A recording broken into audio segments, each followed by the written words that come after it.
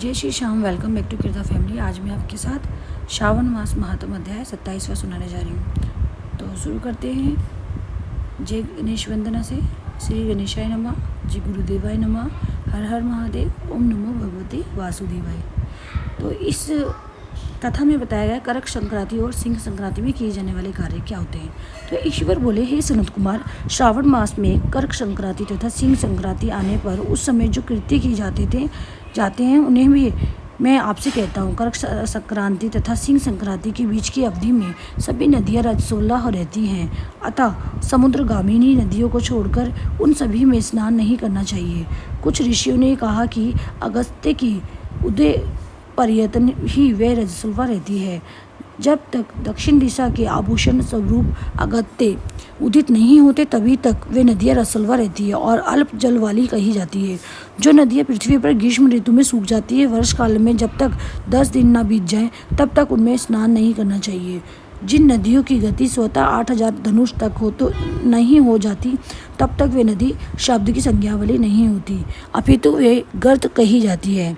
कर्क संक्रांति के प्रारंभ में 3 दिन तक महानदियाँ रजस्वला रहती हैं। वे स्त्रियों की भांति चौथे दिन शुद्ध हो जाती है। हे मुने, अब मैं महानदियों को बताऊंगा, आप सावधान होकर सुनिए। गोदावरी, भीमरथी, तुंग, भद्रा, वेनिका, तापी, पयोष्णी, ये 6 नदियाँ विंध्य के दक्षिण में कही गई है। भागीरथी, नर्मदा, यमुना, सरस्वती, विशोका, वितस्ता, ये 6 नदियाँ विंध्य के उत्तर में कही गई है। ये 12 महानदियाँ देवऋषि क्षेत्र से उत्पन्न हुई हैं। हे मुने, देविका, कावेरी, बंजरा, कृष्णा, यह महानदियाँ कर्क संक्रमण के प्रभाव में एक दिन रजस्वला रहती हैं।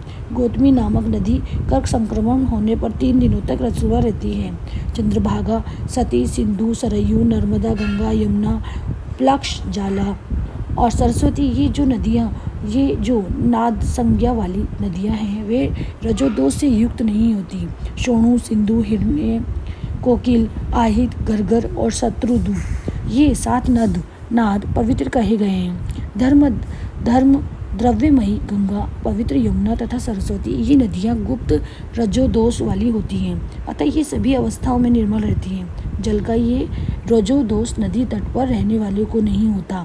रजोधर्म से दूषित जल भी गंगा जल से पवित्र होता है। प्रसवावस्था वाली बकरियां, गाय, भैंसे व स्त्रियां और भूमि पर वृष्टि के प्रारंभ का जल, ये 10 रात व्यतीत होने पर शुद्ध हो जाती हैं। कुएं तथा बावली के अभाव में अन्य नदियों का जल अमृत होता है। रजोधर्म से दूषित काल में भी ग्राम भोग नदी दोष में नहीं होती है। दूसरे के द्वारा भरवाए गए जल में जो रजो दोष नहीं होता, उपाक्रम में, उत्सर्ग कृत्य में, प्रातःकाल के स्नान में, विपत्तियों में, सूर्य ग्रहण काल में तथा चंद्र ग्रहण काल में रजोदोष नहीं होता है। हे सनत कुमार, अब मैं सिंह संक्रांति में गो प्रसव के विषय में कहूँगा। सिंह राशि में सूर्य के संक्रमण होने पर यदि गो प्रसव होता है तो तब जिसकी गाय प्रसव करती है उसकी मृत्यु 6 महीने में हो जाती है। मैं इसकी शांति भी बताऊंगा जिससे सुख प्राप्त होता है। प्रसव करने वाली उस गाय को उसी क्षण ब्राह्मण को दे देना चाहिए। उसके बाद घृत मिश्रित काली सरसों से होम करना चाहिए। इसके बाद व्यवहारियों से घृत में सिक्त तिलों की 1008 आहुतियाँ डालनी चाहिए। उपवास रखकर विप्र को प्रयत्न पूर्वक दक्षिणा देनी चाहिए। सिंह राशि में सूर्य के प्रवेश करने पर जब गोष्ठ में गो प्रसव होता है तब कोई अनिष्ट अवश्य होता है, अतः उसकी शांति के लिए शांतिक्रम अनुष्ठान करना चाहिए। अस्य वाम, इस सूक्त से तथा द द्विष्णु, इस मंत्र से तिल तथा घृत से 108 आहुतियाँ देनी चाहिए और मृत्युंजय मंत्र से 10,000 आहुतियाँ डालनी चाहिए। उसके बाद श्री सूक्त से अथवा शांति सूक्त से स्नान करना चाहिए। इस प्रकार किए गए विधान से कभी भी वह नहीं होता। इसी प्रकार यदि श्रावण मास में घोड़ी दिन में प्रसव करे तो इसके लिए भी शांति कर्म करना चाहिए। उसके बाद दोष नष्ट हो जाता है। हे सनत कुमार, अब मैं कर्क संक्रांति में, सिंह संक्रांति में तथा श्रावण मास में किए जाने वाले शुभ प्रदान का वर्णन करूँगा।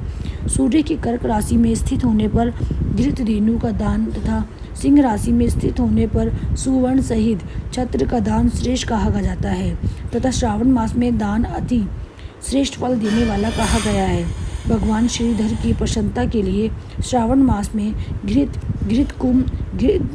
धेनु तथा फल विद्वान ब्राह्मण को प्रदान करने चाहिए। मेरी प्रसन्नता के लिए श्रावण मास में किए गए दान अन्य मासों के दानों की अपेक्षा अधिक अक्षय फल देने वाले होते हैं। 12 महीनों में इसके समान अन्य मास मुझको प्रिय नहीं है। जब श्रावण मास आने को होता है तब मैं उसकी प्रतीक्षा करता हूँ। जो मनुष्य इस मास में व्रत करता है वह मुझे परम प्रिय होता है, क्योंकि चंद्रमा ब्राह्मणों के राजा हैं, सूर्य सभी के प्रत्यक्ष देवता हैं। ये दोनों मेरे नेत्र हैं। कर्क तथा सिंह की दोनों संक्रांतियाँ जिस मास में पड़े उससे बढ़कर किसका महात्म्य होगा। जो मनुष्य इस श्रावण मास में पूरे महीने प्रातःकाल स्नान करता है और वह 12 महीनों के प्रातः स्नान का फल प्राप्त करता है। यदि मनुष्य श्रावण मास में प्रातः स्नान नहीं करता तो 12 महीनों में किए गए उसके स्नान का फल निष्फल हो जाता है। हे महादेव, हे दया सिंधु, मैं श्रावण मास में उषा काल में प्रातः स्नान करूंगा। हे प्रभु, मुझे विघ्न रहित कीजिए। प्रातः स्नान करके शिव जी की पूजा करके श्रावण मास की सत्कथा का प्रतिदिन भक्तिपूर्वक श्रवण करना चाहिए। बुद्धिमान व्यक्ति इस प्रकार से ही मास व्यतीत करता है। अन्य मासों की प्रवृत्ति पूर्णमासी प्रतिपदा से होती है, किंतु इस मास की प्रवृत्ति अमावस्या की प्रतिपदा से होती है। श्रावण मास की कथा के महात्म्य का वर्णन भला कौन कर सकता है। इस मास में व्रत, स्नान तथा कथा श्रवण आदि से जो 7 प्रकार की वंध्या स्त्री होती हैं वे भी सुंदर पुत्र प्राप्त करती हैं। विद्या चाहने वाला विद्या प्राप्त करता है, बल की कामना करने वाला बल मिल जाता है, रोगी को आरोग्य प्राप्त कर लेता है, बंधन में पड़ा हुआ व्यक्ति बंधन से छूट जाता है, धन का अभिलाषी धन को पा लेता है, धर्म के प्रति मनुष्य का अनुराग हो जाता है तथा पत्नी की कामना करने वाला उत्तम पति पाता है। हे मानद, अधिक कहने से क्या प्रयोजन। मनुष्य जो चाहता है उसको पा लेता है और मृत्यु के बाद मेरे लोक को पाकर मेरे सानिध्य में आनंद प्राप्त करता है। कथा सुनाने के बाद वस्त्र, आभूषण आदि से कथा वाचक की विधिवत पूजा करनी चाहिए। जिसने वाचक को संतुष्ट कर दिया उसने मानो मुझ शिव को प्रसन्न कर दिया। श्रावण मास का महात्म सुनकर जो वाचक की पूजा नहीं करता यमराज उसके कानों को छेदते हैं और वह दूसरे जन्म में बहरा होता है। अतः सामर्थ्य अनुसार वाचक की पूजा करनी चाहिए। जो मनुष्य उत्तम भक्ति के साथ इस श्रावण मास का महात्म्य का पाठ करता है अथवा सुनता है अथवा दूसरों को सुनाता है, उसके अनंत पुण्य की प्राप्ति होती है उसको। इस प्रकार श्री स्कंद पुराण के अंतर्गत ईश्वर सनत कुमार संवाद में श्रावण मास महात्म्य में नदी, रजोदोष, सिंह, गो प्रसव, सिंह कर्कट, श्रावण स्तुति, वाचक पूजा कथन नामक 27वां अध्याय संपूर्ण हुआ। तो देखिए आपने ये हमने महादेव की कृपा रही है हम सभी पे, आप लोगों पे तो ज़्यादा रही है कि आप सुन पा रहे हो और मैं बोल पा रही हूँ कि हमें महादेव की कृपा मिली सावन के महीने में, तो हम उनका महात्म्य सुना हमने।